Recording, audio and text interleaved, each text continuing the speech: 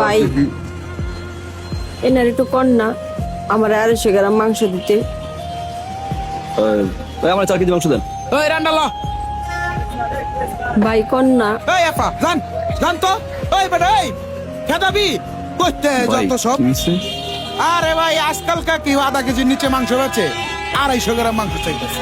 এই আপনি যান পকেটে টাকা নাই আইসে আবার মাংস খাইতে কইতে যায় এগুলা।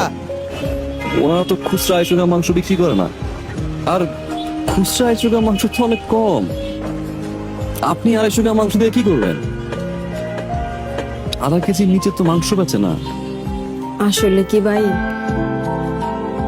বাবা আজকে পরীক্ষা কিন্তু ভালো দিতে হইব, অঙ্কে 100-তে 100 পাইতে হইব, ঠিক আছে? আচ্ছা মা। যাও যাও। মা কি বাবা?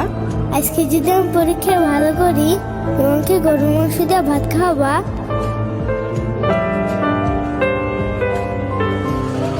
পোলাটার ছোটবেলাতে বাপ নাই,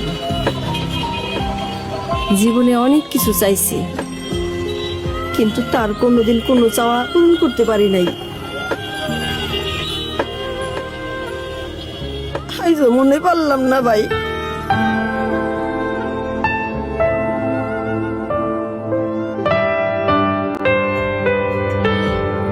এরকম কিছু অসহায় মানুষকে এমনিতে সাহায্য করা উচিত।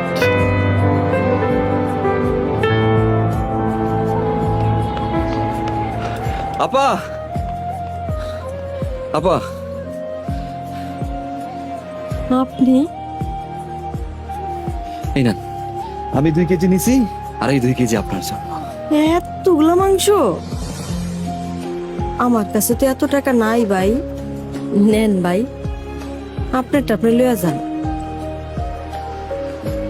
ভাই বলছেন না,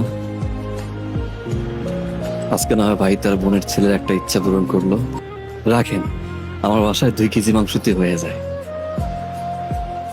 এটা আপনার জন্য।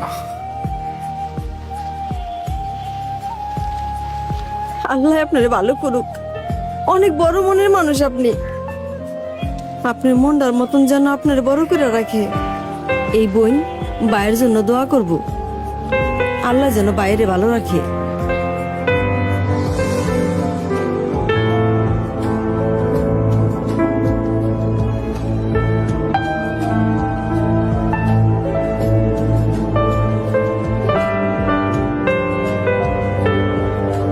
আপনার খাবারের অপ্রয়োজনীয় কিংবা অপচয়ের অংশটুকু হতে পারে কোনো এক সুবিধা বঞ্চিত মানুষের জীবনের খুশির কারণ।